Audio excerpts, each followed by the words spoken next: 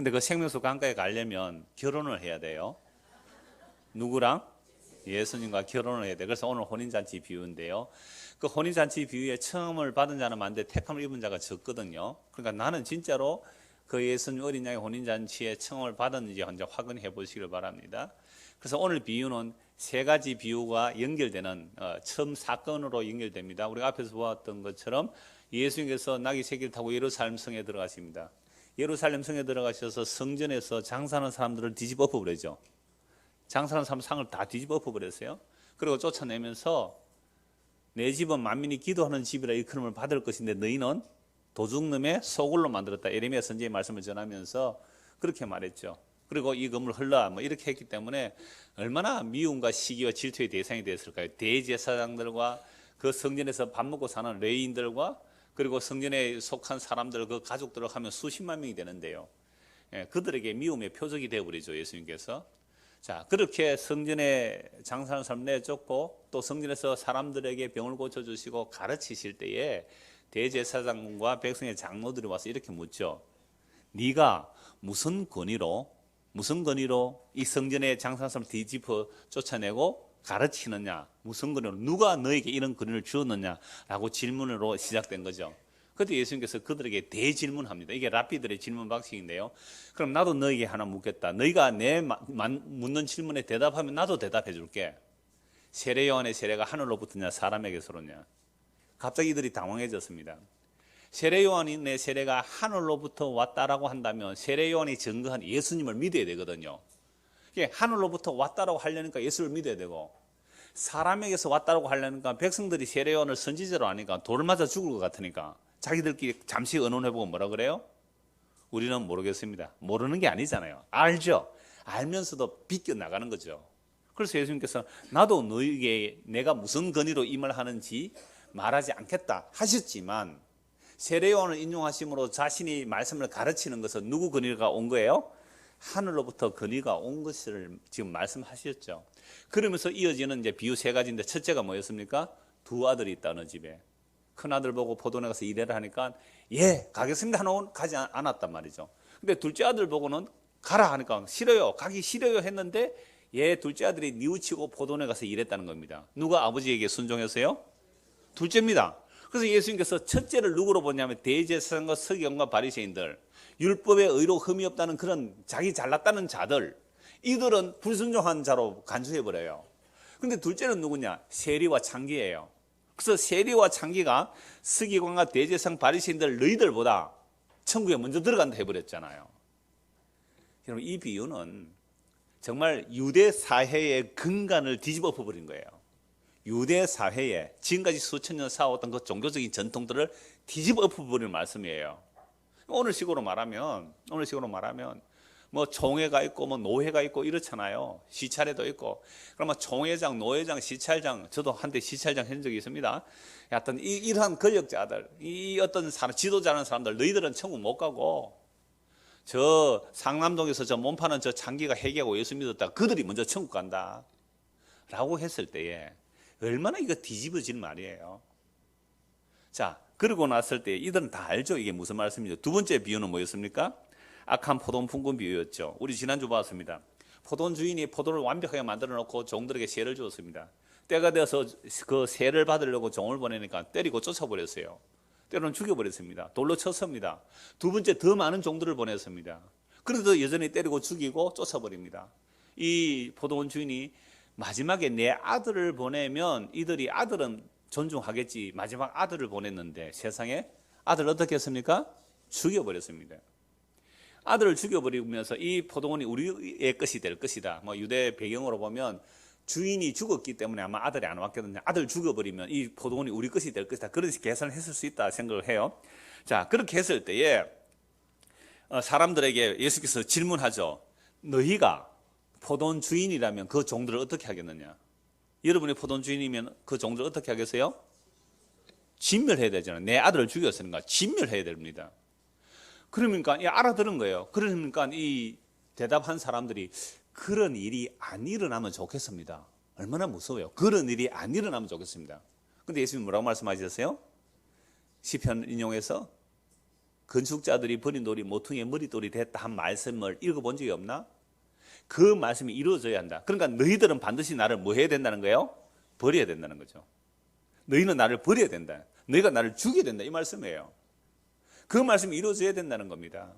그래서 이들이 예수를 죽이려고 하니까 사람들이 선지를 알기 때문에 잡지도 못하고 그런 상황이 되어 있죠.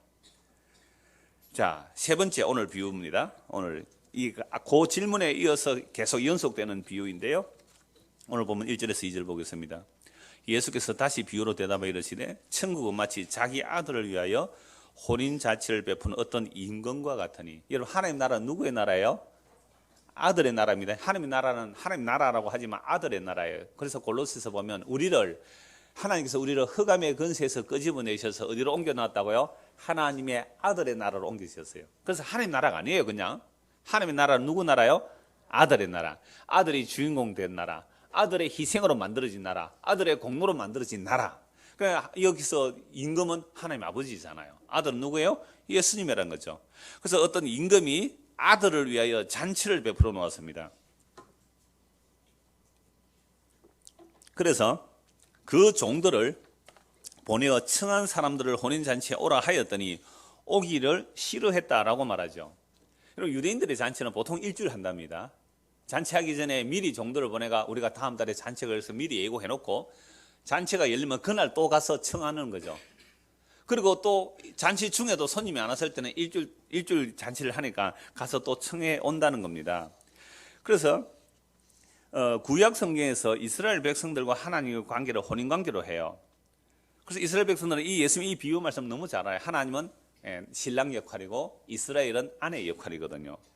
그래서 예레미야 31장에 보면 그 새 언약을 말하면서 하나님께서 이스라엘 백성을 애굽에서 끄집어낼 때에 남편이 아내의 손을 잡고 끄집어 오듯이 끄집어 왔다고 말씀해요.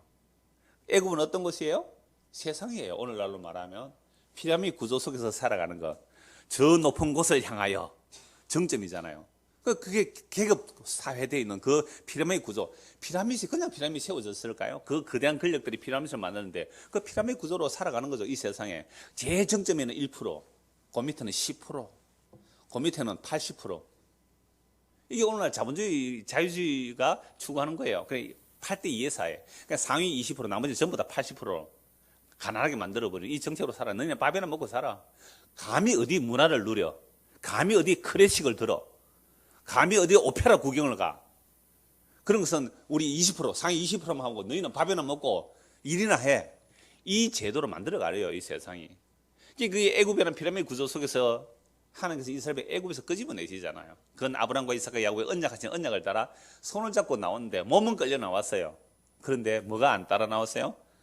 마음이 안 따라 나온 거예요. 그래서 예레미야 31장 새 언약을 말하면서 이제 옛 언약의 한계를 보여주면서 새 언약을 맺겠다는 거죠. 새 언약. 그래서 새 언약은 어디에 기록되는 거예요?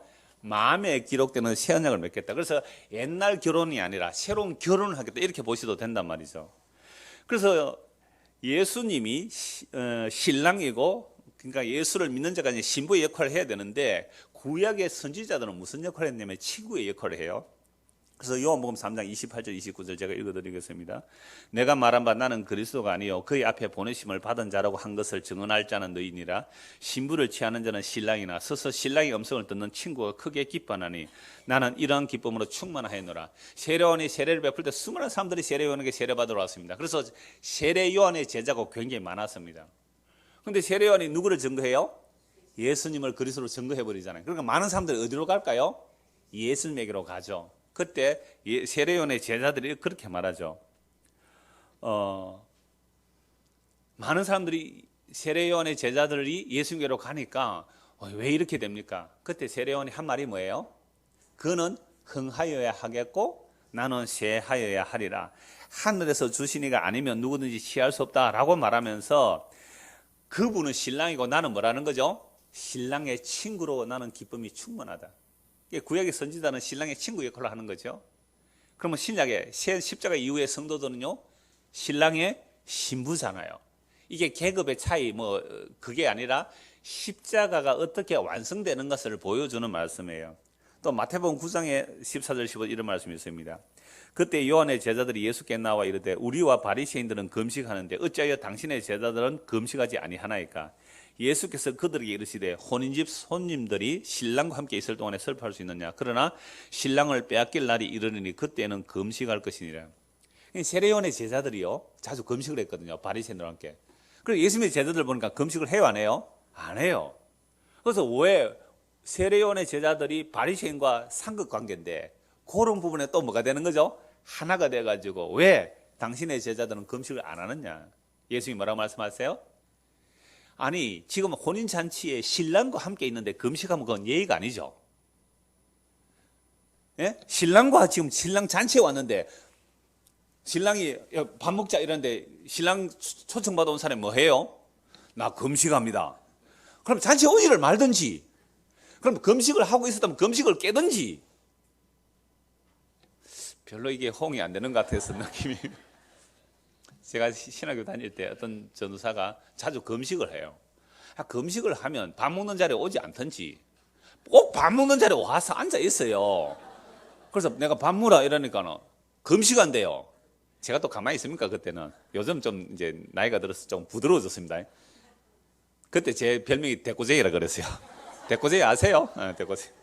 뭐라 했냐면 야 금식할 것 같으면 차라리 이 자리에 오지를 말아라. 금식 티내냐? 그러니까 신랑과 함께 있는데 어떻게 금식할 수 있느냐라고 하면서 신랑을 빼앗길 날이 올 텐데 그때는 금식해라. 그래서 우리가 금식할 때는 언제예요? 신랑이 희미해질 때. 우리의 영원한 신랑 예수 그리스도가 희미해지면 그때 금식하십시오. 예? 예수 그리스도가 희미해지면 금식하란 말이에요.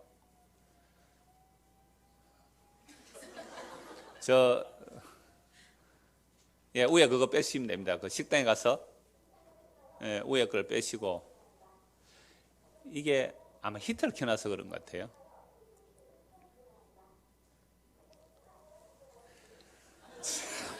여러 가지로 애를 먹이네요. 됐습니다. 우에 그거 빼버리면 돼요. 내가 센서를 빼놨는데 아마 이 온도가 식당의 온도가 높아가고 연기가 차면 센서 감지기가 있어가지고 계속 저렇게 비상등이 울립니다. 여러분 방금 불 났다고 빨리 피해라 근데 왜 안 피하고 있지요?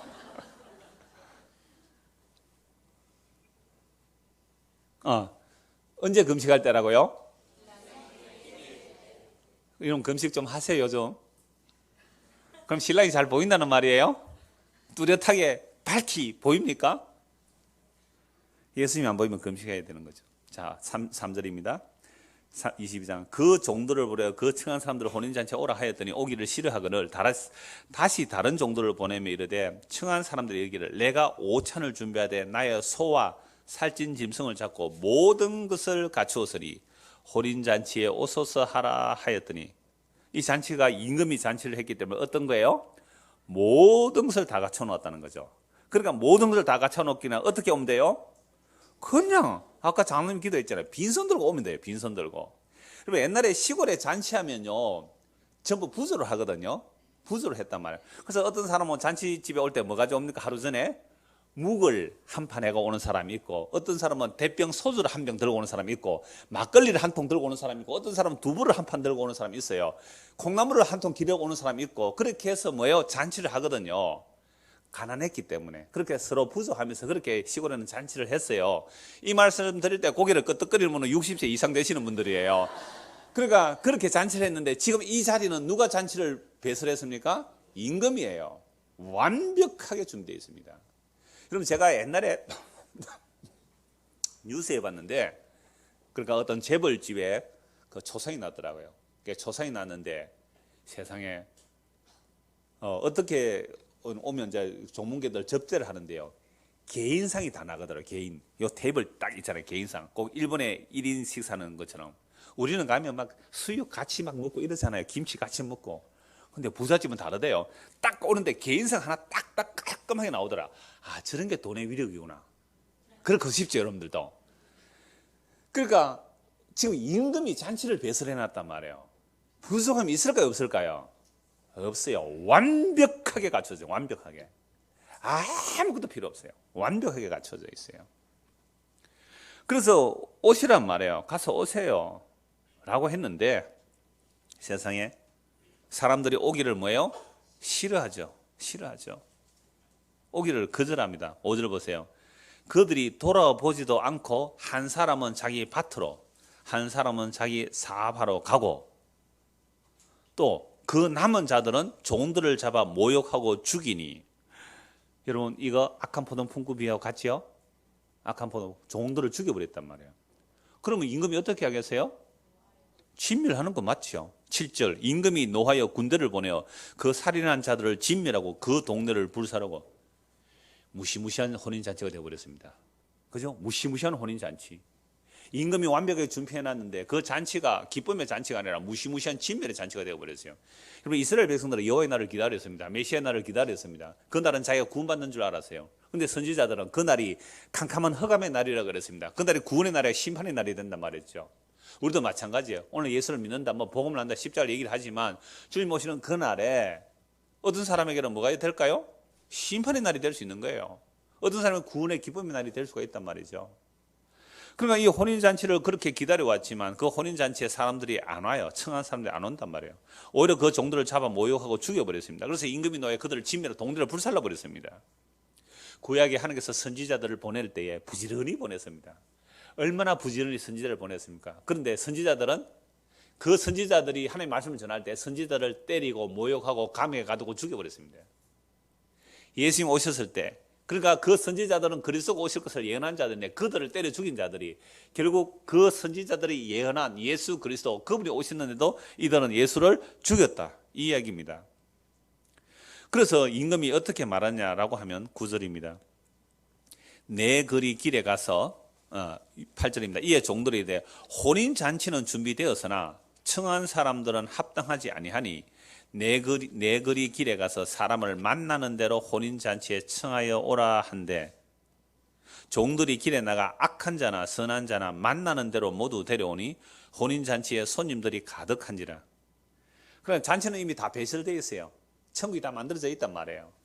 그래서 이 천국에 원래 청한 자들은 거절했어요. 뭐 밭으로 간다, 소 샀다, 아니면 싫다 거절해버리고 그러니까 잔치는 준비되어 있으니까 나가서 아무나 데려오라며 선한 자나 악한 자나 길거리에서 만나는 자 아무나 데려오라 말했단 말이죠. 그러자 잔치에 일단 손님이 가득하게 되었습니다. 자 여기서 제가 질문을 하겠습니다.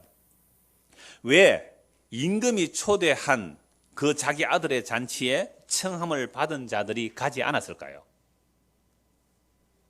아무리 임금이라고 해도 내가 귀족쯤 되면 안 갈 수도 있잖아요. 여러분 옛날에 왕들이 정권을 가지지 못했을 때 토호 세력들이 있어요. 그래서 아무리 부자라도 뭐 기와집을 지을 때 99칸 이상 못 짓게 했어요. 왜? 왕은 100칸이기 때문에. 그럼 99칸 넘으면 왕보다 세력이 높은 거거든요. 근데 일반 사람이 99칸 집을 지을 수 있다면 이 사람 왕보다 세력이 큰 거예요.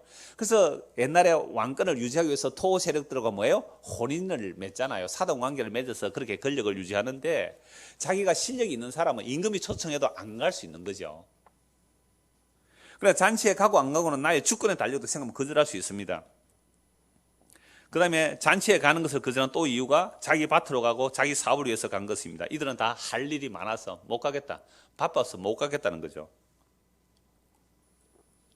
자, 그런데 임금이 종들을 보내 잔치에 초대를 했습니다. 유대의 결혼식은 한 번만 초청하는 게 아니라 미리 초청해뒀다가 잔치가 임박하면 또 종들을 보냅니다. 그런데 그 잔치에 갈지 안 갈지 어떻게 결정하느냐. 유대인들은 이렇게 결정한대요. 그리고 유대인들은 명예를 더 중요시 여깁니다. 명예를 더 중요시 여겨요. 그래서 잠언서에 보면 은과 금을 구하기보다 뭘 구해라? 지혜를 구하라. 또 명예를 택하라 그랬어요. 은과 금을 얻는 것보다 명예를 택하라. 그러니까 유대 사회에서는 굉장히 명예를 중요시 여깁니다. 그래서 잔치 초청 받을 때에 갈지 안 갈지 결정을 세 가지 기준을 가지고 한대요. 첫째는 초청하는 주인이 누구냐는 거죠. 나를 초청하는 사람이 내보다 높은 사람이면 어떻게 해요? 갈 마음이 있는데 나를 초청한 사람이 나보다 훨씬 못한 사람이 초청하면 뭐예요? 가기 싫은 거예요. 왜? 격 떨어지잖아요. 질 떨어지잖아요. 그런 곳에 가면 안 가요. 그런 쪽에. 자, 두 번째 나와 함께 초청되는 사람들이 누구인지를 본다는 거예요. 초청 명단을 가지고 올 거 아니에요, 그죠? 초청 명단을 보면 내보다 높은 사람들이 많이 가면 갈 마음이 있는데 내보다 훨씬 후진 사람들이 오면 어떻게 해요? 명단 보고 나 그 몸에 가기 싫어. 왜? 내가 가면 명예가 떨어질 것 같으니까 안 간다는 거예요. 세 번째, 나를 잔치에 초대하기 위하여 온 종들이 신분이 어느 정도냐를 보는 거예요. 그러니까 임금이라면 국무총리가 나를 초청하러 오면 어떻게 하겠어요, 내가? 여러분, 국무총리가 초청하러 여러분들을 가야죠. 그 정도로 여러분들 대접해 준 거 아니에요. 그런데 국어 공무원에 오면요, 날 대접 안 해준 거잖아요. 그래서 만약에 내가 초청받아 갔을 때에 내가 잔치 자리에 가면 어디에 앉게 돼요? 국무총리가 초청해 가면 임금 바로 앞에 앉겠지만 국어 공무원에 와서 민방위 훈련소 하나 주고 가듯이 그렇게 초청받아 가면 이런 민방위 훈련 받으러 가기 좋아요, 싫어요? 여잔데 어떻게 하세요? 가봤어요. 남편 대신에 가봤어요. 가면 남편 대신에 왔습니다. 이런 사람도 있더라고. 그러니까 그런 잔치에 가려면 나를 초청해 준 사람의 격이 너무 낮은 거예요. 그래서 안 간대요. 자, 이런 이야기 들어보니까 사실 우리도 잔치 초대받으면 그렇지 않습니까? 여러분, 청첩장 받았을 때 가고 안 가고 기준이 어디 있어요? 예? 청첩장 받았을 때 요 가고 안 가고 기준이 어디 있어요? 내한테 부조했으면 가고 안 했으면 안 가는 거죠, 뭐. 다 그런 거 아니에요? 우리 박정주 집사 얼마 전에 부친상 당했을 때 진짜 아마 교회 생기고 제일 많이 문상 왔을 거예요. 총각인데요, 경조사 부지런히 쫓아다녔거든요. 진짜 총각이 열심히. 그러니까 부조 받은 사람 안 올 수가 없잖아요. 못 오면 부조를 부탁해서라도 했어요. 저도 한 두 사람 거 전달했는데 못 와서 한단 말이에요. 그러니까 우리는 다 어떤 관계예요? 잔치에 가고 안 가고 하는 것들이 거래 관계잖아요. 거래 관계. 그런데 이 임금님의 잔치는 어떻게 되어 있습니까? 모든 것이 다 갖춰져 있어요. 내가 할 게 아무것도 없습니다. 그냥 가면 되는 거예요. 그런데 이런 곳에 가기가 싫다고 거절한 자들은 누구예요? 자기가 명예가 있고 품위가 있다고 생각하는 사람들. 이런 사람들은 가기 싫은 거예요. 자, 우리가 이미 앞에 두 비유를 봤잖아요. 악한 포도원 품꾼 비유 봤잖아요. 그리고 예수님이 하신 말씀을 봤잖아요. 너희보다 누가 먼저 하나님 나라에 들어간다? 세리와 창기들. 지금 바리새인들이, 서기관들이, 대제사장들이 율법의 의로 흠이 없게 살려고 애를 썼어요. 물론 외식하는 사람들 많았지만 그러나 그 마음에 정말로 순수하게 하나님을 사랑하고 율법을 사랑하는 사람들이 많죠. 바울 같은 경우 보세요. 얼마나 열심히 다해 하나님을 사랑했습니까? 하나님을 향하여 열심히 하나님을 사랑하는 증거가 예수 믿는 사람 다 잡아 죽이는 그 정도의 열심을 낸 사람들이에요. 근데 이들이요, 세리가 모여있고 창기가 모여있고 이방인들이 모여있는 이런 사람들의 잔치에 가고 싶겠어요? 안 가고 싶겠어요? 질 떨어지게 어떻게 그런 데 가느냐 이 말이에요. 사람들은요, 자기를 알아주는 사람에게 충성을 해요. 자기를 대접하는 사람에게 자기 희생을 한단 말이에요. 내가 어떤 얘기를 들었는데 실명을 말할 필요는 없고 어떤 분이 아주 뭐 상품을 잘 파는 사람인데 명품을 잘 파는 사람이래요. 그런데 그 어떤 여자분이 왔는데 신발을 3천만 원짜리 신발을 신고 있더래요. 별로 안 놀라시네. 얼마짜리요? 3천 원짜리가 아닙니다. 3천만 원짜리 신발을 신고 있더래요. 그러니까 저는 가방이 3천만 원짜리 있다는 소리는 들었는데 신발 3천만 원짜리는 처음 들었어요. 그래서 아무도 몰라주는데 이 상품을 잘 파는 청년이 사모님 이 신발 그 무슨 메이커 그거네요 하니까 세상에 이 사람이 300만 원씩 물건 또 사갔대. 거기서 자기 뭐 알아준다고? 내 가치를 알아준다고. 아무도 신발 3천만 원인 줄 몰랐는데 그 사람 알아주니까 내가 물건 팔아준다는 거예요. 여러분 잔치 어떤 잔치에 가고 싶어요? 입구에 탁 가면 비스들이 아니 종들이 쫙 서서 코트 탁 벗으면 코트 탁 받아가 탁 걸어주고 그죠? 그냥 번호표 탁탁탁 해가지고 정리해주고.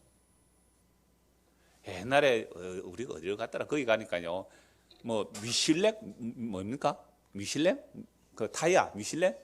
미슐랭 거기에 소개된 뭐 식당은 비싼 집이라 하더라고요. 거기 가니까 뭐 그런 식으로 하더라고요. 그런데 잔치가 뭐 폼 나요 안 나요? 나는데 세상에 임금이 잔치 완벽하게 갖춰놓은 잔치에 가보니까 딱 가보니까 누가 모였어요?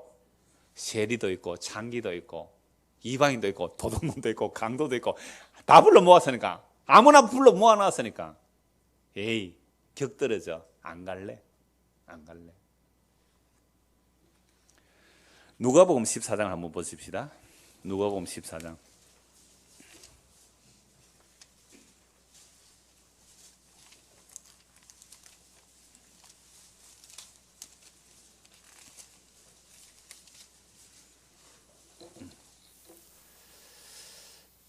아, 21절부터 봅니다. 같은 평행 구절인데요. 또 한 사람은 이르되 나는 장가 들었으니 그러므로 가지 못하겠노라 하는지라 종이 돌아와 주인에게 그대로 구하니 이에 주인이 노하여 그 종에게 이르되 빨리 시내의 거리와 골목으로 나가서 가난한 자들과 몸 불편한 자들과 맹인들과 저는 자들을 데려오라 하니라. 어떤 사람 데려오라 그랬어요? 가난한 자, 몸 불편한 자. 이거 옛날 성경은 뭐라고 했어요? 병신들 그랬어요. 병신들. 이게 이제 장애인들이 혐오스럽다고 그 단어를 안 쓰는데 사실 리얼하게 하면 병신들이에요. 가난하고 병신들, 맹인들, 저는 자들. 이거 완전 거지들 다 모아놓은 거 아니에요? 그걸 하는데 다 모아놓은 거 아니에요? 그게 가득한 거죠. 종이 이르되 주인이 명하신 대로 하여서는 아직도 자리가 있나이다. 주인이 종이 이르되 길과 산울타리로 가로 나가서 사람을 강간하여 내려다가 내 집을 채우라. 내가 너희가 말하노니 전에 청하했던 그 사람들 하나도 내 잔치를 맛보지 못하리라 하고 그들은 이제 쫓겨나고 이들이 가득에 모여왔단 말이죠. 자, 누가복음 평행 구절에서는 예복 얘기가 없는데 마태복음에 예복이 나와요. 그래서 어떤 자유주의 신학에 이렇게 말해요. 마태복음은 이미 교회가 형성되고 나서 이 말씀이 기록되었기 때문에 교회에 나오는 어떤 자격을 요구하기 위해서 예복을 요구했다 이렇게 하는 사람이 있더라고요. 또 요런 데 산뜻하게 머리가 잘 돌아가고 은혜 받다 이런 사람들 많은데 아니에요. 교회가 어떤 조건을 제시해서 예복을 입었다는 말이 아니라 예복을 입는 것이 전적인 은혜를 보여주는 겁니다. 교회가 어떤 조건을 요구하는 게 아니에요. 그렇게 해석했다면 그게 바로 율법주의로 가는 겁니다. 그래서 오늘 다시 보면 11절 보십시오. 오늘 보면 11절입니다. 임금이 손님들을 보러 들어올새 거기서 예복을 입지 않은 한 사람을 보고 이르되 친구여 어찌하여 예복을 입지 않고 여기 들어왔느냐 하니 그가 아무 말도 못하거늘 임금이 사원들에게 말하되 그 손발을 묶어 바깥 어두운 데에 내던지라 거기서 슬피 울며 이를 갈게 되리라 하니.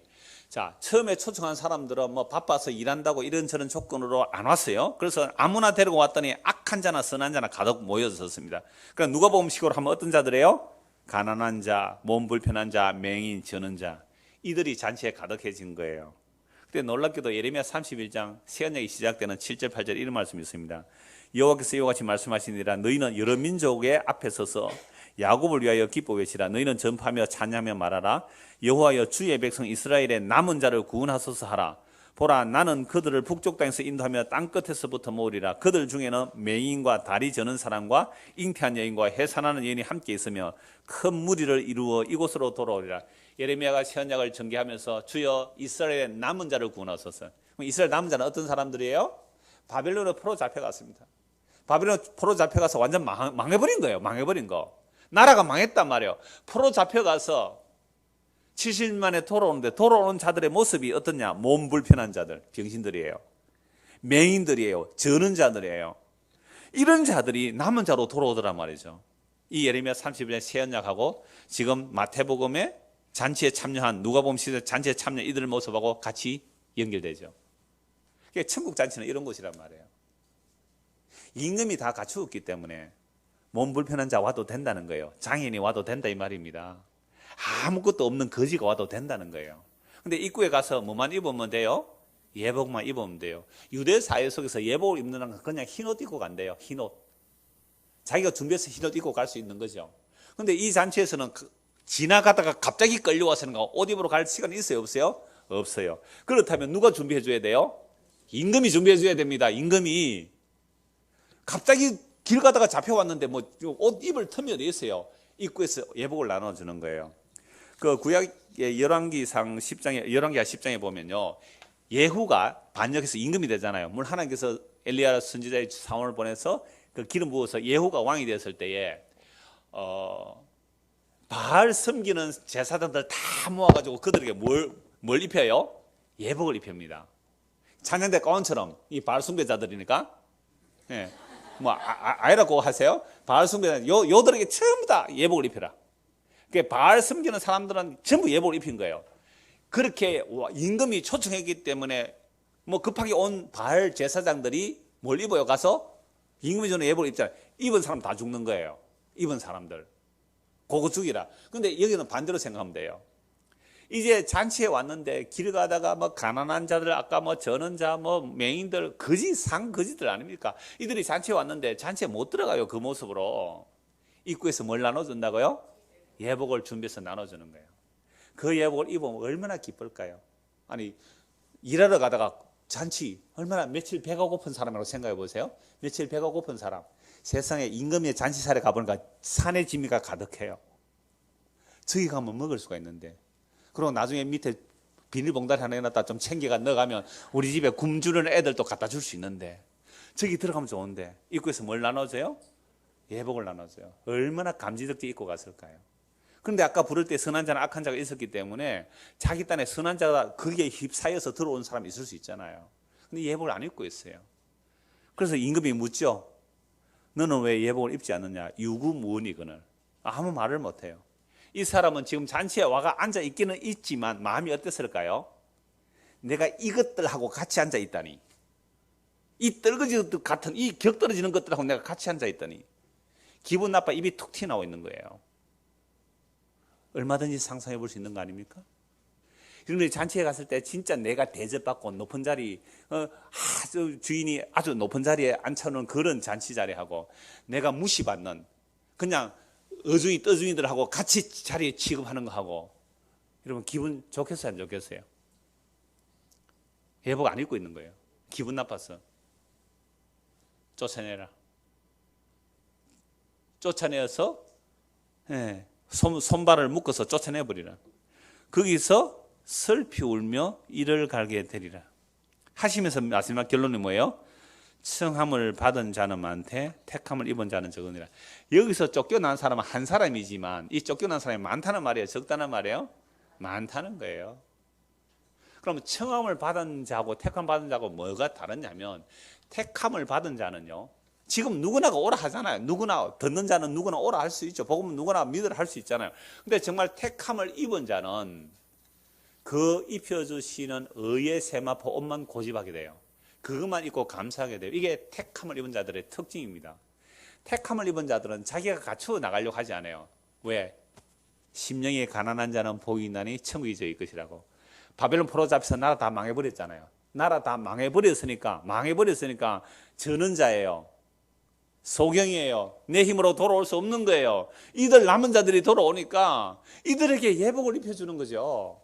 근데 자기가 갖추어 갈 수 있는 사람은 예복 입혀주면 싫어요. 그거 더 멋있는 옷 3천만 원짜리 신발 신고 왔는데 여기 그거 신발 벗고 다른 신 신으라 그러면 뭐라 그럴까요? 여러분들 교회당에 오는데 다른 신 그 뭐 더신 이런 거 있잖아요. 더신 이 시장에 가면 뭐 1,000원만 주면 사는 더신 쭉 나눠, 이거 신으세요 하면 3천만 원짜리 신발 신고 온 사람은 어떻게 하겠어요? 치워라 이거. 이게 얼마짜리인데 감히. 그러면서 자기 신 신고 올 거 아니야. 자기 신. 근데 우리는요, 신도 다 떨어져가지고 냄새 나는, 발꼬락내 나는 그런 다 떨어진 신고 왔는데 세상에 깨끗한 더신을 하나 여기에 입구에서 나눠주는 거예요. 안내하는 분들이. 어떨까요? 마음이. 너무 고맙죠. 너무 고맙죠. 감사함으로 신고 안 가겠어요? 이게 바로 자기의라는 겁니다. 유대인들이 하나님께 열심은 있었으나 지식이 없는 거로, 그 하나님께서 지혜와 계시의 영이 임하지 않으면 지식이 없는 거로 하나님의 의를 모르고 자기 의를 세우고 열심히 달려간 그 모습이 율법에 나타난 하나님의 하는 의, 예수 그리스도를 믿음으로 의롭다는 받는 이 의를 배쳐가는 결과가 됐더라 이 말이죠. 이게 인간들의 죄라는 겁니다. 이게 자존심이라는 거예요. 여러분 사람들은요, 자존심 때문에 자살까지 합니다. 여러분들 지금 여기 앉아 있어도 누가 한번 무시해 보세요. 교회 올 마음이 싹 사라집니다. 목사가 말이지, 날 어떻게 대접한다고, 날 알아보지도 않고 말이지, 청하지도 않고, 이런 마음 얼마든지 먹을 수 있거든요. 저 바빠가 누가 누군지 다 몰라요. 그러니까 그럴 때에 아니 나를 무시하다니, 어떤 분 그런 말 한다는 걸 한번 들은 적도 있어요. 아이고, 어떻게 오셨습니까? 어떻게 여기까지 오셨습니까? 친절하게 해준 사람이 아무도 없습니다. 오늘 등록하신 분들 기대하지 마세요, 그런 거. 이 교회가 왜 이래? 딱 오면 바나바 붙여야 되잖아요. 바나바 훈련 안 받으셨어요? 바나바 딱 와서 딱 붙어가지고 이 사람이 새신자 교육을 받고 등록하고 그 다음에 그 코스까지 딱 붙어서 정착시켜야 되잖아요. 그래서 뒷문을 막으라. 뒷문을 막아라. 강건하여 내 집을 채워라. 이 전부 다 전도 얘기 아닙니다, 이거. 강건하여 내 집을 채워라. 전도라는 얘기가 아니에요. 기존에 너희들 다 끝났다. 이제 새 언약의 시대에 왜 하나님의 긍휼로만 혼인잔치에 참여하는지를 보여주는 거예요. 그러려면 어느 정도로 우리의 마음이 낮춰져야 그 주님께서 입혀주는 의의 옷만으로 기뻐할까요? 금요일입니다. 우리 학원하는 그 집사님이 위에 예쁜 강대상 조그만한 거 하나 딱 맞아요. 갖고 오셨더라고요. 왜 가져온지 아세요? 그 청년회실에 의자하고 책상 갖다 놨어요. 왜 갖다 놓은지 아세요? 망했거든요. 학원 한참 잘 때 한 달에 2, 3천만 원 벌 때 막 컸는데 망해서 그 뭐 이제 어떻게 할 수 없어서 그거 갖다 놨거든요. 그러고 있는데 이 본대에서 누가 한 사람 쑥 나오는 거예요. 뉴질랜드 오신 분이에요. 오늘 여기 가지고 오셨는데. 그래서 이분들하고 잠시 얘기를 하고 한 학원 하시는 분 먼저 보리에서 가셨는데 이 두 사람의 공통점이 있어요. 한 사람은 학원하다 망했고요. 뉴질랜드 가서 하신 분은 이런 얘기 해도 돼요? 네. 대학에서 큰 카페를 했어요. 뉴질랜드 안에서 대학에서 카페를 했는데 카페 불이 났었대요. 세상에 둘 다 망했어. 그래서 뭐가 들렸어요? 복음이 들린 거예요. 만약에 두 분 다 승승장구했다면 이 복음 안 들리는 거예요. 두 분이 세상에서 성공했다면 이 복음 들릴 수가 없는 거예요. 내가 더 높아지고 내가 더 괜찮아지고 내가 더 멋있어져서 천국에 가도 어떻게 들어가고 싶어요? 사람들이 종이 쫙 나와서 어떻게 해요? 코트 탁 받아주고, 그죠? 특급 대우를, VIP 대접을 하나님 보좌 우편에 착착 앉혀주기를 그렇게 원했을 거예요. 그런데 천국 혼인 자체는 그런 곳이 아니란 말이에요. 세리와 죄인들과 창기들과 병신들을 그들이 가득한 거예요. 그래서 예복 입혀주신 그것만으로 기뻐하고 감사하는 그게 천국 혼인 잔치예요.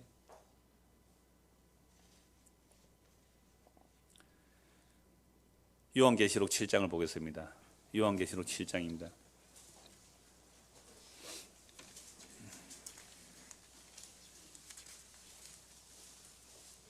9절. 이 흔히 말하는 그 14만 4천인 무리를 말하는데 14만 4천이 각 지파에서 나온다. 이 말은 흰옷 입은 무리가 같은 거예요. 요한계시록 할 때 말씀 다 드린 내용인데 9절 보세요. 2일 후에 내가 보니 또 보니 2일 후에 이런 말은 동시적 사건으로 일어난다는 거예요. 카메라가 여러 대 돌아갈 때에 그 1번 카메라, 2번 카메라, 3번 카메라 일어나듯이 14만 4천이 누구냐? 그게 흰옷 입은 큰 무리라 이 말이죠. 2일 후에 내가 보니 각 나라와 족속과 백석과 방언에서 아무도 능히 셀 수 없는 큰 무리가 나와 무엇을 입고요? 흰 옷을 입고 손에 종려 가지를 들고 보좌 앞과 어린 양 앞에 서서 큰 소리로 외치려되 구원하심이 보좌에 앉으신 우리 하나님과 어린 양에 있도다. 그러면 흰 옷 입고 나온 큰 무리들 어떻게 말한다고요? 구원이 어디에 있다고요? 나에게 있는 것이 아니라 내 능력에 있는 것이 아니라 보좌에 계신 하나님과 어린 양에 있다고 찬송하는 자들이 흰 옷 입은 무리들이죠. 그럼 앞에 14만 4천은 구원이 자기에게 달렸다고 생각하겠어요? 그들이 만약에 구원이 자기의 율법적 행위, 기도 많이 하는 거, 금식 많이 하는 거, 전도 많이 하는 거, 지금 여러분 여호와의 증인들이요 전도 집에 못 들어가니까 요즘은 길거리 사더라고요. 율법주의자예요. 여호와의 증인들 그 율법주의자거든요. 그러니까 그 추운 길거리 나가는데요 보고를 해야 된대요. 매일 몇 시간 전도했다는 것을. 그런데 보고할 때 이렇게 말한대요. 집에서 나서는 시간부터 해야 됩니까? 아니면 직접 들어가서 전도 한 시간부터 해야 됩니까? 요 따위 생각이 나오는 거는 뭐예요? 율법주의라서 그래요. 모든 이단은 전부 율법주의입니다. 안 들을 수가 없어요. 자기 행위로 구원받는다니까. 그래서 특정한 단체에 와야 되고 특정한 가르침을 받아야 되고 특별한 기도를 해야 되고 이딴 식으로 자기의 행위의 조건을 갖추려고 하는 자들이 전부 이단들이에요. 만약 14만 4천의 무리가 자기들은 특별한 고급진 구원이라고 생각한다면 그게 엉터리예요. 그들은 보좌에 계신 어린 양, 보좌에 계신 하나님과 어린 양께 구원이 있다고 얘기하는 게 아니라 자기 행위와 노력으로 구원이 있다고 생각하잖아요. 이게 아직도 율법주의예요. 자기 행위주의란 말이에요. 지금 잔치 이야기가 다 연결되는 말씀이에요. 그러니까 시기와 경쟁이 일어나잖아요. 네가 잘했느냐 내가 잘했느냐고. 11절 보세요. 모든 천사가 보좌와 장로들과 내 생물과 주위에 서 있다가 보좌 앞에 엎드려 얼굴을 대고 하나님께 경배하여 이르되 아멘 찬송과 영광과 지혜와 감사와 존귀와 권능과 힘이 우리 하나님께 세서 있을지어다 아멘 하더라. 장로 중 하나가 응답하여 나에게 이르되 이 흰옷 입은 자들이 누구며 또 어디서 왔느냐. 내가 말하기를 내 주여 당신이 아시나이다 하니 그가 나에게 이르되 이는 큰 환난에서 나오는 자들인데 어린 양의 피에 그 옷을 씻어 희게 하였느니라. 어디서 나온다고요? 큰 환난. 이거 뭐 7년 대환난 그런 얘기가 아니에요. 이 세상 사는 것 자체가 환난이에요. 성도는 이 땅에 사는 것 자체가 환난의 시대예요. 이 땅은 진멸당해 마땅한 땅이니까 성도가 산다는 자리가 이게 환난의 시대예요. 큰 환난 가운데서 나오는데 큰 환난에서 나오니까 어린 양의 피에 그 옷을 씻는 일 외에는 다른 모든 것들은 다 날아가는 거예요. 방금 제가 지도된 두 가정을 얘기했습니다마는 그 환난을 통하여 어린 양의 피에 그 옷을 희게 하는 것, 이것이 담겨졌다면 그러면 사업이 망하고 뭐 직장이 불이 나고 한 그런 것들이 결국은 뭐 한 거예요? 합력하여서 예수의 생명을 얻게 하는 선을 이룬 거잖아요. 왜 이런 시각이 없어요? 우리는 그저 이 땅에서 예수 믿고 사는 것이 그저 남에게 손가락질 안 받고 그저 막 일반 대학 정도 나오고 그저 공무원이나 취직이나 하고 그다음에 막 대기업은 아니도 중소기업 정도 막 취직해서 밥벌이 정도 할 것 같으면 욕 안 먹는 정도 하는 그만큼만 좀 해주이소. 내 열심히 할게요. 이게 무슨 신앙이에요 이게. 그 종교적 거래죠. 거기다가 더 열심을 부추기는 것이 우리가 헌신을 하고 봉사를 하면 할수록 더 높은 자리 차지한다고. 그 고지론, 그 피라미드 구조 속에 정점에 오른다고. 이건 세상이잖아요. 그게 무슨 은혜가 있습니까? 그게 무슨 긍휼이 있어요? 거기서 무슨 사랑이 있고 그게 무슨 용서가 있느냐 말이에요. 세상이 지옥입니다. 이런 지옥 같은 세상 속에서 그냥 내가 평안하고 잘 먹고 잘 사고 내가 뜻하는 대로 다 됐다면 복음이 들려올 수가 없어요. 제가 만나본 거의 대부분의 복음이 들린 사람들은 큰 환난 가운데서 어린 양의 피, 예수 그리스도의 그 피만이 나를 의롭다 하시군요. 요거 알고 믿게 되더란 말이죠. 19장입니다. 요한계시록 19장 7절.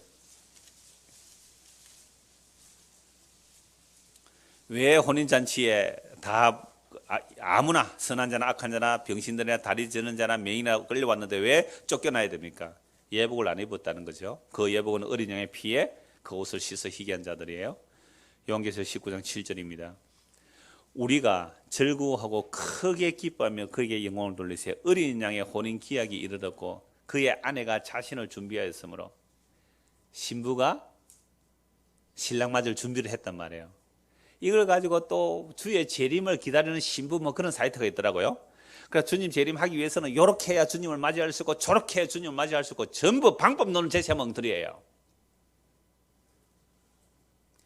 주님, 신부가 신랑을 기다리는 건 사랑이에요. 사랑에는 방법이 동원 안 됩니다. 사랑에는 방법이 동원 안 돼요. 사랑하는데요. 보고 싶은데요. 빨리 오시를 기다리는데요. 어린 양의 혼인 기약이 이르고 그의 아내가 자신을 준비했으므로 그러면 우리가 신부니까 준비해야 되잖아요. 어떻게 준비해야 돼요? 무엇을 준비해야 돼요? 8절입니다.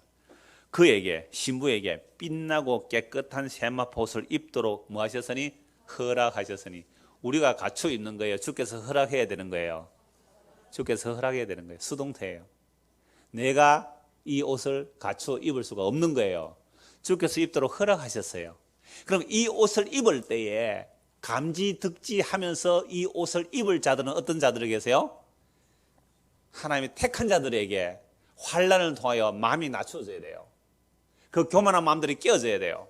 세상 영광을 추구하다가 박살이 나야 되는 거죠. 그러니까 우리가 교회 나와서 예수를 믿는다 하면서 세상의 영광, 보암직하고 먹음직하고 세상의 자랑이 될 것을 구했다면 그런 것들이 다 날아가야 돼요.